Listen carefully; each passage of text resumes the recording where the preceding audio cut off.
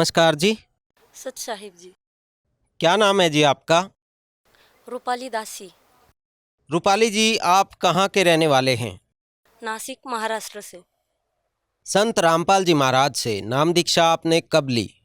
संत रामपाल जी महाराज जी से नाम दीक्षा मैंने 2010 में ली। संत रामपाल जी महाराज से नाम दीक्षा लेने से पहले आप क्या भक्ति साधनाएं करते थे? जी, संत रामपाल जी महाराज जी से नाम दीक्षा लेने से पहले मैं सभी देवी देवताओं की भक्ति साधना करती थी। जो भी मेरे पापा भक्ति साधनाएं करते थे वो सब मैं उनके साथ करती थी। जैसे कि व्रत उपवास करना, देवी देवताओं के मंदिर में जाना, दुर्गा जी का व्रत करना, बालाजी जाना, जेजूर को जाना, सभी देवी देवताओं की भक्ति साधना मैं पापा के साथ करती थी। सभी देवी देवताओं की भक्ति आप करते ही थे, मंदिरों में जाते थे, उपवास करते थे। तो उन सब भक्ति साधनाओं से आपको क्या क्या लाभ प्राप्त हुए? लाभ का तो पता नहीं क्योंकि मैं बहुत छोटी थी उस समय।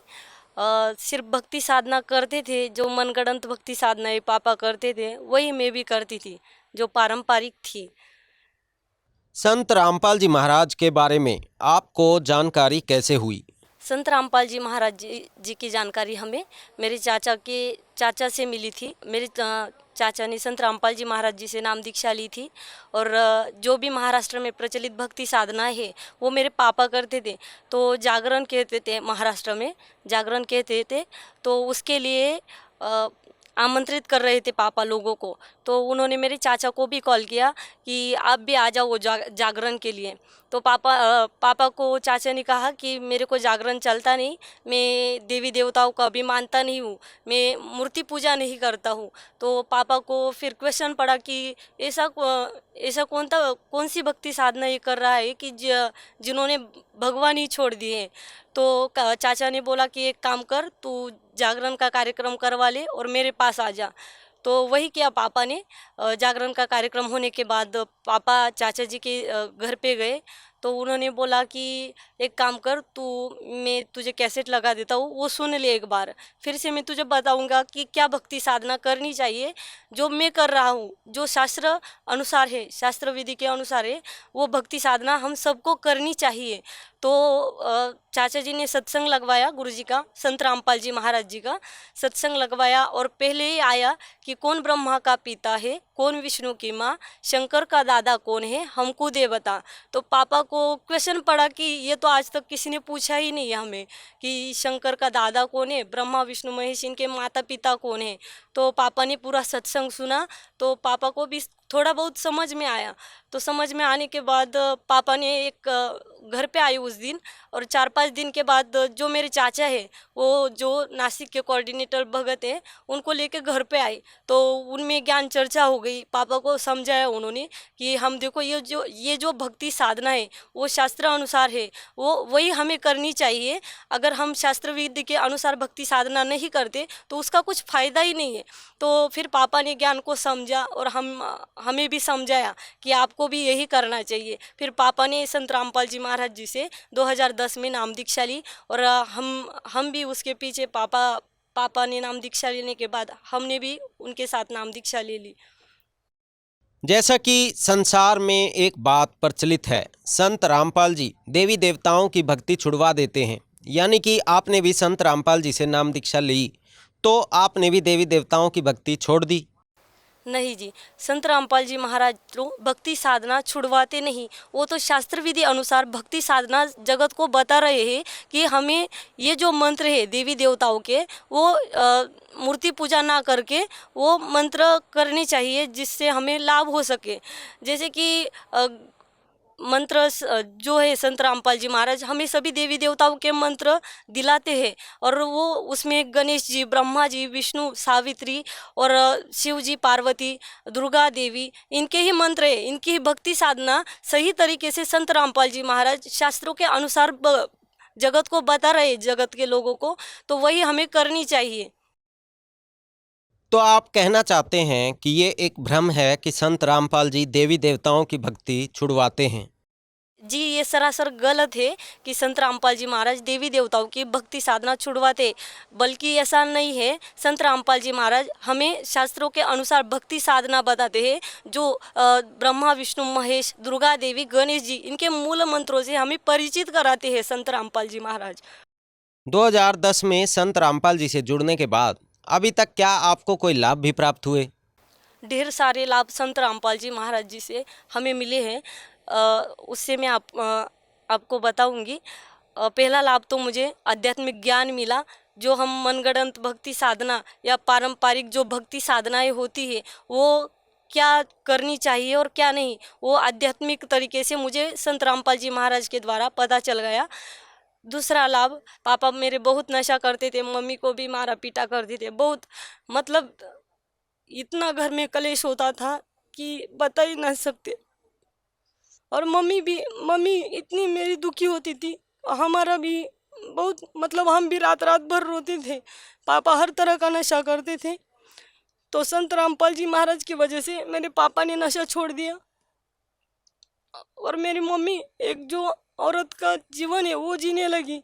मतलब बहुत मारते थे पापा, बहुत। आज भी अगर उस बात को याद करते हैं हम तो बहुत रोना आता है उस बात पर।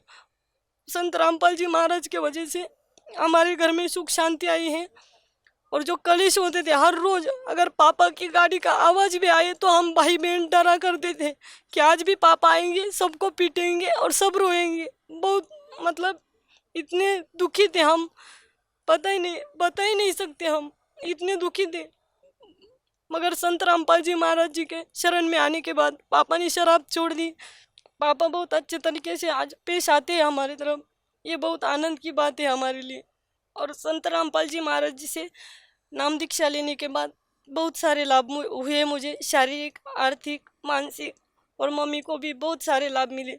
पापा जी को कान का बहुत दर्द था, तो बहुत डॉक्टरों को दिखाया पापा ने, तो सभी ने यही सजेशन दिया कि एक काम करो, आप ऑपरेशन करवा लो। मगर संत रामपाल जी महाराज जी से मैंने प्रार्थना लगवाई कि गुरुजी, पापा का ऑपरेशन बता रहे सब डॉक्टर, तो वो कह रहे हैं कि ऑपरेशन के लिए नंबर लगवा लो। मगर संत रामपाल जी महाराज जी से प्रार्थना लगवाने के बाद संत रामपाल जी महाराज जी से उत्तर आया कि नहीं बेटा, ऑपरेशन करने की कोई ज़रूरत नहीं, आप सिर्फ भक्ति करो, मर्यादा में रहो, परमात्मा दया करेंगे, कबीर परमेश्वर दया करेंगे। तो उस वो गुरुजी का उत्तर जानने के बाद 2-3 दिन के बाद पापा ने फिर से रिपोर्ट करवाई कान की, तो डॉक्टर ने भी कहा कि नहीं, अभी तो कुछ ज़रूरत ही नहीं है ऑपरेशन करने की। और ठीक है, हमने कहा था आपको कि ऑपरेशन करवा लो, ऑपरेशन के लिए नंबर लगवा लो, मगर आज तो रिपोर्ट तो नॉर्मल है आपकी, कोई बात नहीं, आप मत करवाओ ऑपरेशन। बस उसी जो संत रामपाल जी महाराज जी के वचन थे, उसी बात पर ऑपरेशन पापा का टल गया। और दूसरी बात, पापा के साथ वो पापा के ना, मतलब गले में कुछ गांठ बन गई थी या कुछ था, और तो उसका भी ऑपरेशन बताया था डॉक्टरों ने। 2-3 डॉक्टरों के पास दिखाया था, तो सबको लगता था कैंसर होगा या कुछ होगा, तो कैंसर नहीं था, पता नहीं वो क्या था। गले के अंदर पापा के जो बेर होता है, वो जो सीड्स होती है उसके जैसा बन गया था कुछ। उस बारे में भी मैंने संत रामपाल जी महाराज जी से प्रार्थना लगवाई, तो गुरुजी ने उस टाइम भी बोला नहीं बेटा, कोई ज़रूरत नहीं है ऑपरेशन कराने की, सिर्फ भक्ति करते रहो और विश्वास रखो, सब ठीक हो जाएगा। और उसी दिन जब उत्तर आया गुरुजी का, दूसरे दिन उत्तर आया, तो उसी दिन रात को पापा को एक कैप्सूल दी थी डॉक्टर ने। वो कैप्सूल ली पापा ने और इधर दबाते ही थे, और मतलब मुंह खुला करके दबा रहे थे, तो इतनी बड़ी बेर की बीज होती है वो पापा के मुंह से बाहर आ गई और बहुत बड़ी चिंगारी निकली पापा के मुंह से। तो हम भी देखते थे कि ये क्या है, वो फूट भी नहीं रहा था, ये बीज जैसा कुछ था, बीज जैसा। तो संत रामपाल जी महाराज जी के वजह से वो ऑपरेशन भी टल गया पापा का। 2 ऑपरेशन से परमात्मा ने बचा लिया पापा को, और जो ऑपरेशन का खर्चा भी था वो भी नहीं लगा हमको। संत रामपाल जी महाराज जी के शरण में आने के बाद मुझे बहुत सारे लाभ हुए। संत रामपाल जी महाराज अपने सत्संगों में बताते हैं कि लड़का और लड़की एक समान ही है, इसीलिए संत रामपाल जी महाराज बताते हैं कि दहेज नहीं लेना चाहिए और ना ही देना चाहिए। तो संत रामपाल जी महाराज जी ने जो मेरा विवाह किया, रमैनी विवाह किया, उसमें मेरे पापा ने 1 रुपया भी भगत जी को नहीं दिया। और मेरे भगत जी ने भी 1 रुपये की मांग भी नहीं की रमैनी विवाह में। और अभी तक आज देखो समाज में ऐसी कुरीति फैली है कि लड़की को कहते हैं कि तू तेरे मम्मी पापा से इतना पैसा ले ले, और ये पैसे की डिमांड करते ससुराल वाले। तो संत रामपाल जी महाराज जी के भगत जो है वो लड़कियों से 1 रुपये की भी मांग नहीं करते, जिससे लड़कियां बोझ नहीं बन रही और सुखी भी है। संत रामपाल जी महाराज जी के सानिध्य में मेरी जो रमैनी हुई, उसके बाद मुझे 2 महीने के बाद प्रेगनेंसी रही थी। तो प्रेगनेंसी रहने के बाद ही डॉक्टरों ने हमें सजेस्ट कर दिया था, एक काम करो तुम ये बच्चा मत रखो, क्योंकि मेरी तबीयत बहुत वीक थी उस टाइम। तो डॉक्टरों ने मुझे सजेस्ट किया कि तुम ये बच्चा रखो ही ना। तो मेरे भगत जी और मेरी सास थी मेरे साथ, उन्होंने मना कर दिया कि नहीं, हमारे गुरुजी ये तो करवाने के लिए नहीं कहते, कि क्योंकि भ्रूण हत्या करना भी पाप है। तो संत रामपाल जी महाराज की शरण में हम हैं, तो हम ये नहीं कर सकते। तो डॉक्टरों ने कहा ठीक है, एक काम करो, आप ट्रीटमेंट अच्छे से चलवा लो।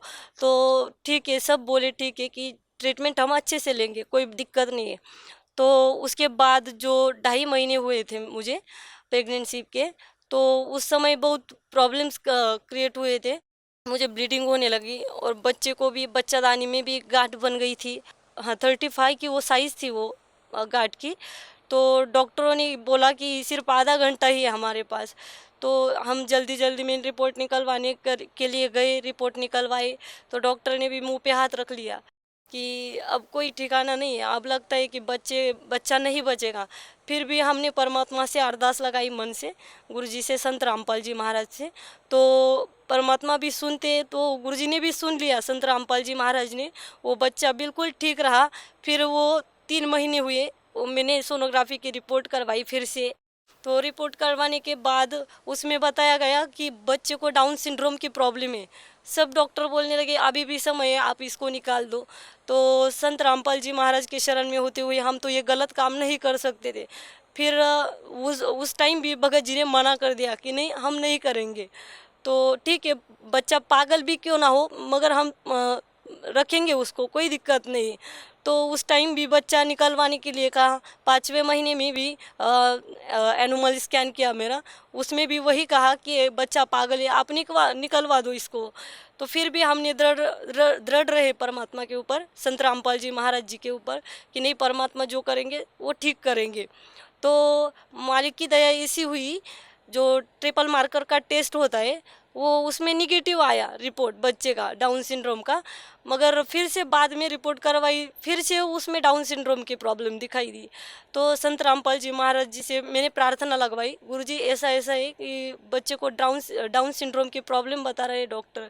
तो गुरुजी ने बोला कोई नहीं बच्चा, बेटी विश्वास करना, परमात्मा सब ठीक करेंगे। तो उस टाइम भी मैंने परमात्मा के ऊपर विश्वास रखा। उस टाइम भी परमात्मा ने मेरे बच्चों को जीवन दान दिया, क्योंकि डॉक्टर तो निकलवाने के लिए कह रहे थे। और मेरी रिपोर्ट थी ट्रिपल मार्कर की, उसमें मुझे ब्लड में पीलिया थी। तो ब्लड में पीलिया होने के बाद वो बच्चे को भी लग सकती है, ऐसा डॉक्टर कहते थे, और लगेगी ही लगेगी, क्योंकि वो तो आपके ब्लड में है। तो डॉक्टर ने बोला ये ब्लड में पीलिया है, वो लगेगी ही लगेगी, 100% लगेगी बच्चे को। मगर संत रामपाल जी महाराज को उसके बारे में भी मैंने प्रार्थना करवाई। संत रामपाल जी महाराज जी से उत्तर आया कि नहीं बेटा, कुछ नहीं होगा, तू विश्वास रख तू, और परमात्मा ठीक कर देंगे सब, कबीर साहिब दया करेंगे। तो ठीक है, मैंने भी कहा परमात्मा दया करेंगे, फिर भी मैं भी दृढ़ रही उस बात पर। तो संत रामपाल जी महाराज जी की वजह से वो बच्चा एकदम ठीक है, ना ही उसको ब्लड की पीलिया है, कुछ नहीं। वो बच्चा भी अभी 3 साल का है। वो जो डॉक्टर लोग कहते थे कि मेरी डिलीवरी 1.5-2 लाख का खर्चा आएगा उसको, क्योंकि मेरे को जो ब्लड में पीलिया थी उसकी वजह से बहुत दिक्कतें आती थी। डॉक्टर बहुत घबरा देते थे हमको कि नहीं वो झटके आ जाते, ऐसा वैसा बहुत डरा दिया था।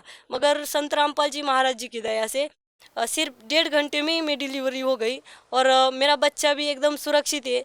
मेरे बच्चे को भी संत रामपाल जी महाराज जी ने जीवन दान दिया, और मुझे भी जीवन दान दिया। एक लाभ बताऊंगी मैं। डिलीवरी होते टाइम मुझे स्टिचिंग करवाई थी डॉक्टर ने 7वें महीने में। तो बच्चादानी को स्टिचिंग करवाई थी। दिक्कत ये थी कि ब्लड में पीलिया होने के कारण डॉक्टर बता रहे थे कि तू कभी भी डिलीवरी हो सकती है। तो इसीलिए हमने प्रोटेक्शन के लिए वो स्टिचिंग करवाई थी बच्चादानी में। तो वो बच्चादानी में स्टिचिंग निकलवाई भी नहीं थी। मेरे बच्चे ने सिर्फ 8 महीने पूरे लिए पेट में। तो स्टिचिंग निकलवाने के लिए जिस दिन हम जा रहे थे डॉक्टर के पास, उसी दिन सुबह 5 बजे ही मेरा पेट में दर्द होने लगा था। तो पेट में दर्द होने के कारण पापा जल्दी जल्दी से मुझे अस्पताल लेके गए। तो आधे घंटे में ही मेरी बच्चादानी फट गई थी। तो बच्चे का सिर भी बाहर आ गया था।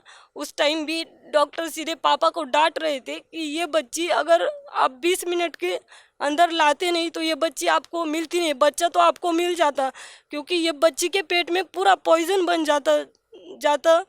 आप इतना कैसे, मतलब इतना टाइम कैसे किया, ऐसा वैसा बहुत डांट रहे थे पापा को डॉक्टर। मगर बंदी छोड़ सदगुरु रामपाल जी महाराज जी की दया से उस टाइम भी संत रामपाल जी महाराज जी की दया से मुझे जीवन दान मिला। और मेरे बच्चे को भी परमात्मा ने, संत रामपाल जी महाराज जी ने सुरक्षित रखा। वो बच्चा अभी 3 साल का है, वो भी एकदम स्वस्थ और सुरक्षित है गुरु जी के, संत रामपाल जी महाराज जी की दया से।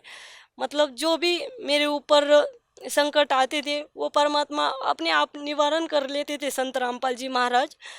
तो संत रामपाल जी महाराज ने मुझे 2 बार जीवन दान मेरे बच्चे को दिया और 1 बार मुझे भी जीवन दान दिया, और मेरे पापा को भी 2 बार जीवन दान दिया। एक बार मेरे ससुर जी मोटरसाइकिल पर जा रहे थे बाहर, तो उस टाइम उनका एक्सीडेंट हुआ था छोटा। तो उस टाइम उनका जो गुड्डा है वो पीछे की तरफ मुड़ गया था। तो पता नहीं संत रामपाल जी महाराज जी की दया से मेरी सास जी जो थी वो गुरुजी को पुकार रही थी, गुरुजी आप ही संभालो, क्योंकि मेरे ससुर जी का तो जो गुड्डा है वो पूरी तरह से पिछली साइड मुड़ गया था, वो घूम गया था वो। तो उस टाइम पता नहीं कौन लड़का था वो आया और मेरे ससुर जी को बोला आप रुकिए अंकल, थोड़ी देर रुको, मैं देखता हूँ कुछ।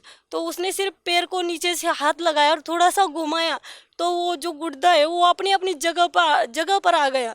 और मेरी सास बोल रही थी कि उसका धन्यवाद करूँ। तो वो लड़का दिखा ही नहीं, बाद में वो पता नहीं कहाँ गायब हो गया। उस टाइम भी संत रामपाल जी महाराज ने उनको जीवन दान दिया। संत रामपाल जी महाराज ने आपको अनेकों लाभ दिए, जीवन दान दिए, तो जो श्रद्धालु आज आपको देख रहे हैं उनको आप क्या संदेश देना चाहते हैं? संदेश तो नहीं, मैं सिर्फ प्रार्थना कर सकती हूँ। संत रामपाल जी महाराज एकमात्र ऐसे संत हैं जो गीता जी, पवित्र 4 वेद, पवित्र गीता जी और सभी धर्मों के सद्ग्रंथों का मिलान कर कर हमें सद्भक्ति प्रदान कर रहे हैं। तो संत रामपाल जी महाराज जी से नाम दीक्षा लेकर अपना कल्याण करवाओ। धन्यवाद जी। धन्यवाद जी।